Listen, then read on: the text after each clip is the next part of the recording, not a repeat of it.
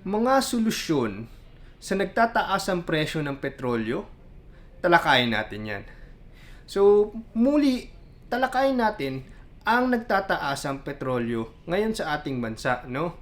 So, marami nagtatanong, paano ba natin masusolusyonan ang nagtataasang presyo ng petrolyo? Well, bago natin pag-usapan yung solusyon, tignan natin yung sanhi. Ang pinakasanhi ng pagtaas ng petrolyo ay supply and demand. So ano yung sabihin ng supply and demand? Yung supply, yun yung binebentang petrolyo dito sa ating merkado, at yung demand, yan yung bumibili ng petrolyo sa ating bansa. So ngayon, bumagsak ang supply sa global market dahil sa gera sa Europa ng Ukraine at Russia ng mga oil producing countries. At ngayon, ang demand natin dito sa Pilipinas, sumipa siya dahil tapos na ang pandemya at nagbalikan na sa opisina ang ating mga kababayan. So back to normal na ang ating mga work schedule, tumaas na ulit ang demand para sa gasolina at petrolyo. So ngayon, syempre, dahil sa mismatch na to, sumipa ang presyo ng gasolina. Ngayon, sabihin lang natin, supply and demand ba talaga ang sanhi? Well, kung titignan nyo, lockdown, di ba? Bumagsak ang presyo ng gasolina. Sobrang baba. Naalala ko, 20 pesos pa nga mabibili mo kada litro sa isang gasoline station. At dito, may kita mo na napakamurang gasolina nung lockdown. Bakit? Halos walang gumagamit ng kotse noon eh. Lockdown, sarado lahat, walang pupuntahan, lahat nasa bahay, bagsak ang demand. Ang supply, sobrang dami dahil walang demand. Pati sila na puwersa, nag-negative pa nga siya at one point nung lockdown period sa buong mundo. So supply and demand talaga ang naging sanhi at bunga kung bakit nagsipaan ang presyo ng mga gasolina natin. So ano ang solusyon? I-manage natin ang demand through budget management. So, anong klaseng budget management ang ituturo ko sa inyo?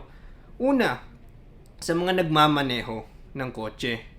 Ang short-term solution, huwag kayong mag-drive aggressively. Huwag mabigat ang paa. Pag mabigat ang paa mo at masyado ka mapusok sa pag-accelerate, nakakagastos yan ng gas at hindi maging fuel efficient ang pagda-driving mo, no? So kailangan tamang pindot lang para magamit mo ang momentum energy ng iyong kotse sa mga gliding mode.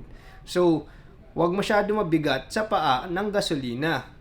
Pangalawa, yung iba, ginagawa nilang warehouse yung kotse nila. Ang dami mga mabibigat na gamit na hindi na nila tinatanggal. Mas mabigat ang iyong sasakyan, mas malakas ang konsumo ng gasolina dahil mas malaking energy ang kailangan para mabuhat yung mga gamit na sa loob ng kotse mo. Make sure magaan ang kotse mo. Huwag masyado maraming mabigat na gamit. Pangatlo, yung iyong makina, make sure i-maintain mo yan. Dahil kapag hindi maintained yan at yung mga oil change mo nakalimutan mo, luma na and everything, magiging inefficient ang fuel consumption ng iyong makina. Ngayon, maliit pa lang ang savings nyo dito, pero at least makakatulong na ito. Pag magba-budget management kayo, ito ang pangalawang solusyon.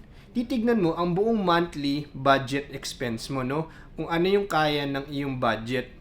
Ngayon na nakikita mo yung buong monthly expense mo, dito tayo magdadissect kung saan tayo makakabawas ng demand para sa gasolina.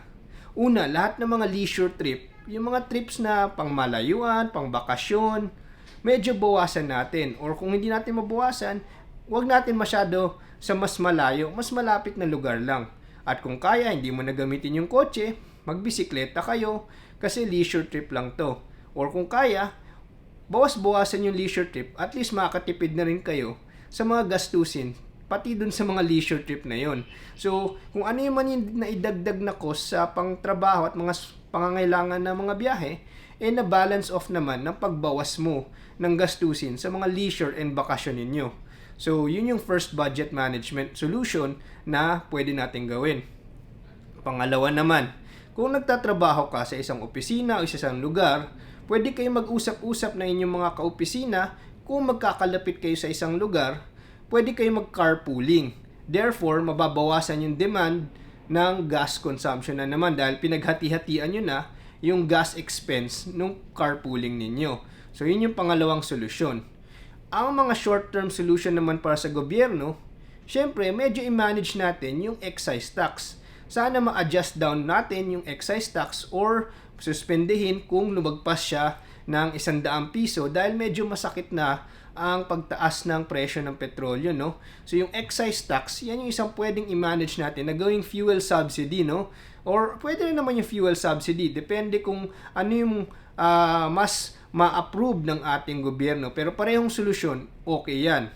Long-term solution na nakikita ko, yung mga renewable energy-based engines ng mga kotse tulad ng mga electric cars and hybrid cars, dapat gawin na nating duty-free and tax-free para yung presyo nito hindi na siya nalalayo sa presyo ng mga regular gas and diesel cars.